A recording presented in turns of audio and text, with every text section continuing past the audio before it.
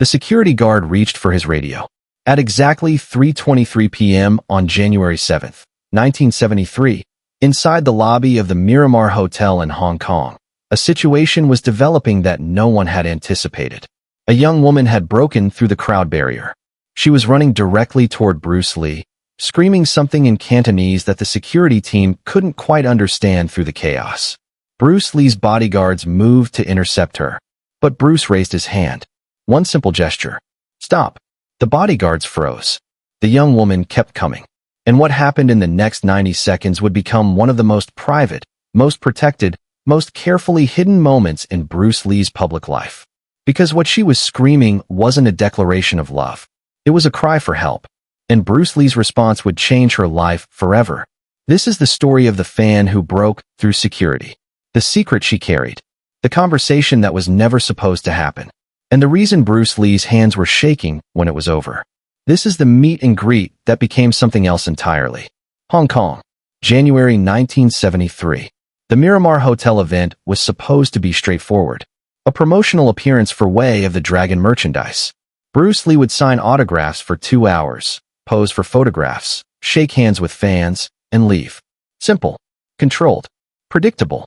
The hotel had prepared a velvet rope system to manage the crowd. Security personnel were stationed at regular intervals. A table was set up with stacks of photographs, posters, and promotional materials. Bruce arrived at 2:45 p.m. He was in good spirits. These events could be exhausting, but he genuinely enjoyed meeting fans, especially the young ones who looked at him with such hope in their eyes. The line stretched through the lobby and out the door. Perhaps 500 people waiting. Families, students, martial arts enthusiasts, people who had saved money for weeks just to be here. Bruce settled into his chair behind the table. Raymond Chow sat beside him, managing the logistics. 2 bodyguards stood behind, watching the crowd. The signing began. The first hour proceeded normally. Fan after fan approached the table. Bruce signed. Bruce smiled. Bruce posed for photographs. Bruce shook hands with children who were too nervous to speak and adults who couldn't stop speaking. At 3:15 p.m., something changed. A young woman in the middle of the line began to act strangely. She was perhaps 19 or 20 years old. Small, thin, wearing simple clothes that had seen better days. Her hair was pulled back in a practical ponytail. She carried no merchandise for signing, no camera for photographs. She was muttering to herself. Her hands were shaking. Her eyes were fixed on Bruce Lee with an intensity that made the people around her uncomfortable. One of the security guards noticed her. He spoke into his radio. Keep an eye on the girl in the blue shirt. Something's off. The line moved forward. The girl moved with it. Her muttering grew louder. At 3:22 p.m., she reached the front of the line. Bruce looked up with his standard warm smile. Hello. What would you like me to sign? The girl didn't answer. She stared at him. Her whole body was trembling now. Bruce's smile faded slightly. Are you all right? The girl opened her mouth. Closed it. Opened it again. Then she ran. Not away from the table. Around it. Directly toward Bruce Lee. Subscribe and leave a comment. Because what happened next was not what anyone expected. The security guards moved instantly. They were trained for this. Fans sometimes rush celebrities. It was usually harmless enthusiasm, but you could never be certain. Bruce raised his hand. One simple gesture. Stop. The guards froze mid-stride. The girl kept coming. She reached Bruce before anyone could react. And then she did something that confused everyone watching. She fell to her knees. Not in worship. Not in theatrical devotion. She collapsed, as if her legs had simply stopped working. She knelt at Bruce Lee's feet, shaking violently, and began to cry. I can't do it anymore, she said in Cantonese. Her voice was raw, broken. I can't do it anymore. Please help me. Please. The lobby went silent. 500 people watching. Security guards with hands hovering near their radios. Raymond Chow half standing, uncertain what to do. Bruce Lee looked down at the crying girl at his feet, and his expression changed. The professional smile was gone. The celebrity composure was gone. Something else emerged. Something serious. Something deeply attentive. He gestured to his bodyguards. Clear a space. Now. The guards moved immediately, pushing back the crowd, creating a circle of privacy around Bruce and the kneeling girl. Bruce knelt down. Slowly. Carefully. He lowered himself to her level, so they were face to face. What's your name? The girl looked up. Her face was streaked with tears. Her eyes held something that Bruce recognized immediately. He had seen it before. In the mirror. In his darkest moments. Desperation. Complete, overwhelming desperation. Mei Ling, she whispered. Mei Ling. Bruce's voice was calm, steady. I'm listening. Tell me. The girl shook her head. You can't help. No one can help. I just wanted to see you before. She stopped. Bruce waited. Before what? Mei Ling's face crumpled. Before I end it. Tonight. I was going to do it tonight. But I wanted to see you first. Because your films were the only thing that made me feel like I existed. The lobby seemed to contract. The air grew thick. Bruce Lee's hands, which had signed 500 autographs without a tremor, began to shake. He reached out and took Mei Ling's hands in his. Look at me. She looked. You came here today, Bruce said slowly, because you wanted someone to see you. To really see you. Not as a fan. Not as a number in a line. As a person. Mei Ling nodded. I see you. His voice was quiet. Fierce. Absolutely present. I see you, Mei Ling. And I'm not going to let you walk out of this building and disappear. Not today. Not ever. Mei Ling's crying intensified. She tried to pull her hands away. Bruce held on. You don't understand. My life. Everything is. I have nothing. No family. No future. No reason. Bruce cut her off. You have this moment. Right now. You have me. Looking at you. Holding your hands. Telling you that I see you. He leaned closer. And I need you to understand something. Something that has nothing to do with movies or fame or martial arts. Something that is simply true. Mei Ling waited. The world needs you alive. I don't know why. I don't know what you're supposed to do or who you're supposed to become. But I know that if you leave tonight, you take something irreplaceable with you. Something the world cannot afford to lose. Mei Ling shook her head. You're just saying that. You say that to everyone. Bruce's eyes flashed. I have never said this to anyone. I have signed thousands of autographs. I have posed for thousands of photographs. I have shaken thousands of hands. But I have never knelt on the floor of a hotel lobby and held someone's hands and begged them to stay alive. His voice cracked slightly. This is not performance. This is not celebrity. This is me, Bruce Lee, asking you, Mei Ling, to give the world one more chance. One more day? One more hour? Mei Ling stared at him. The trembling in her body began to slow. Why do you care? Bruce was silent for a moment. Because I know what it feels like, he said finally. To believe that you don't matter. To feel invisible. To wonder if anyone would notice if you disappeared. Mei Ling's eyes widened. Bruce continued. You think I was always this? He gestured at the lobby, the crowd, the celebrity machinery surrounding them. You think I was born confident, successful, certain of my place in the world? He shook his head. I spent years feeling exactly what you feel right now. Rejected. Dismissed. Told that I was too small, too Chinese, too different to matter. I sat alone in rooms and wondered if my life had any purpose. His grip on her hands tightened. What saved me was not success. Success came later.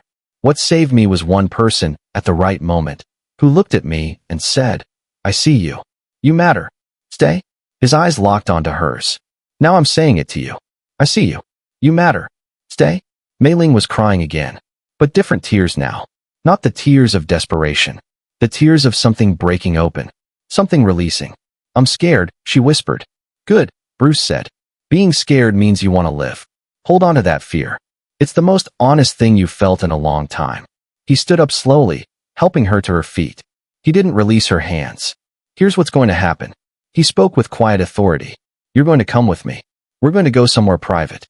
And you're going to tell me everything. Not because I can fix it, but because sometimes saying the truth out loud takes away its power. Mei Ling shook her head. You have the event. All these people.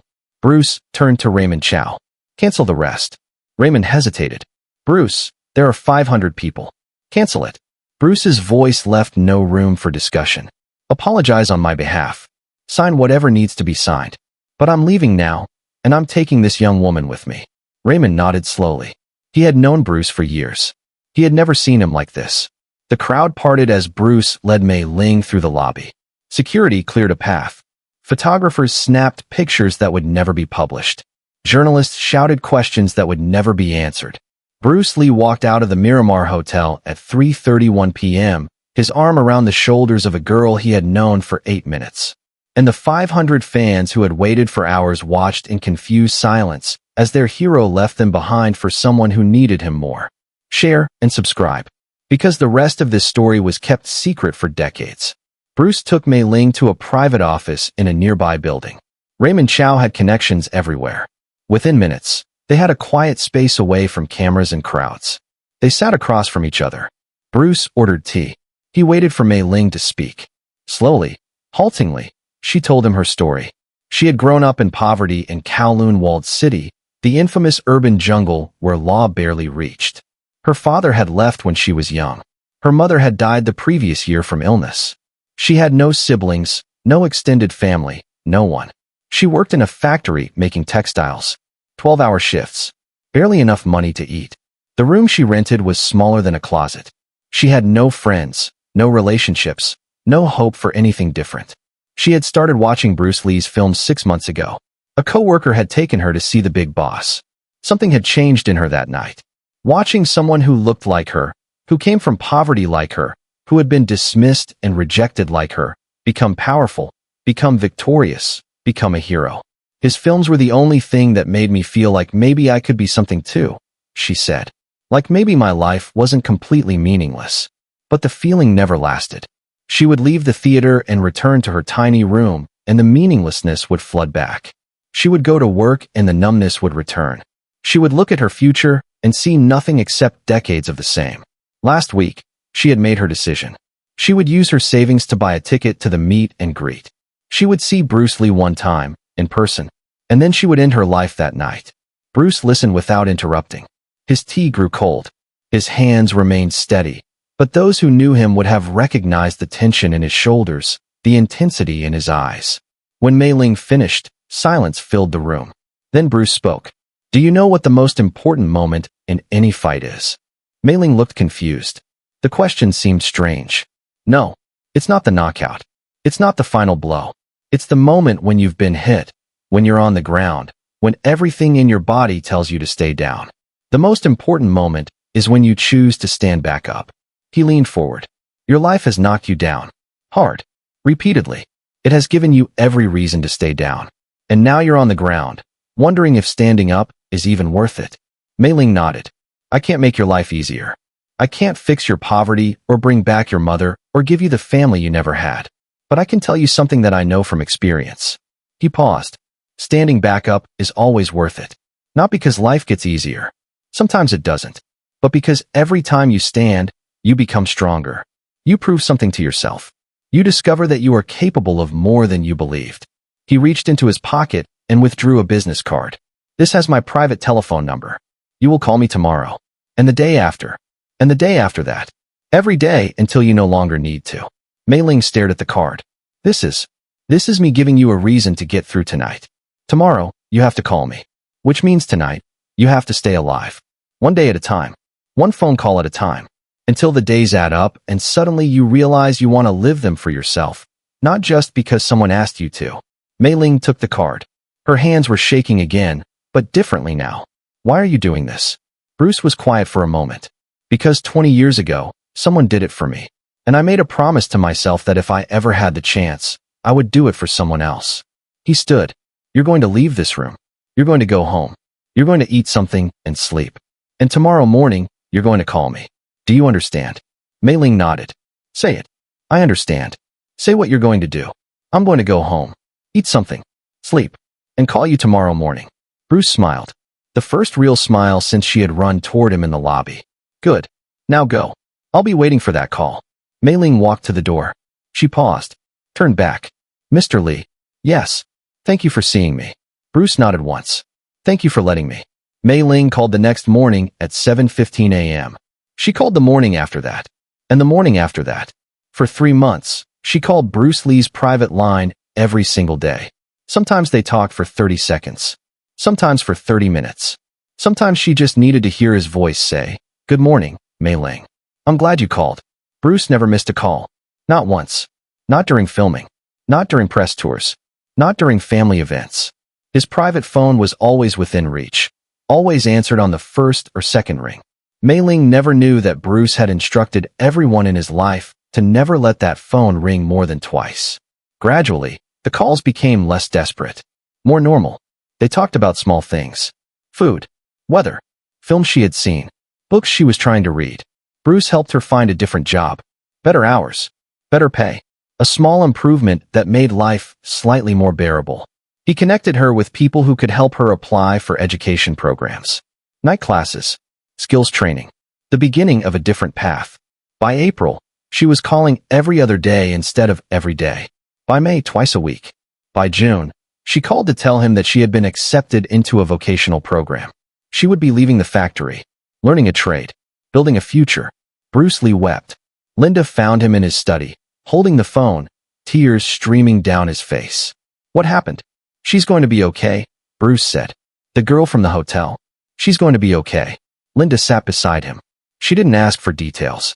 She didn't need them. You saved her. Bruce shook his head. No, she saved herself. I just gave her a reason to try.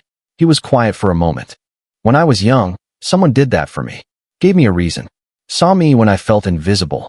I always said that if I ever had the chance, I would pass it on. He looked at Linda. This is why any of it matters. Not the films. Not the fame. Not the records or the awards. This. One person, staying alive, because someone took the time to see her. He wiped his eyes. Everything else is just noise. July 20th, 1973. Bruce Lee died. Mei Ling learned about it on the evening news. She collapsed in her small apartment and cried for hours.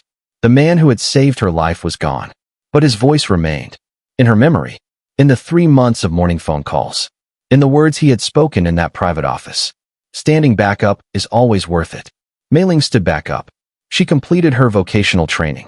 She built a career. She married. She had children.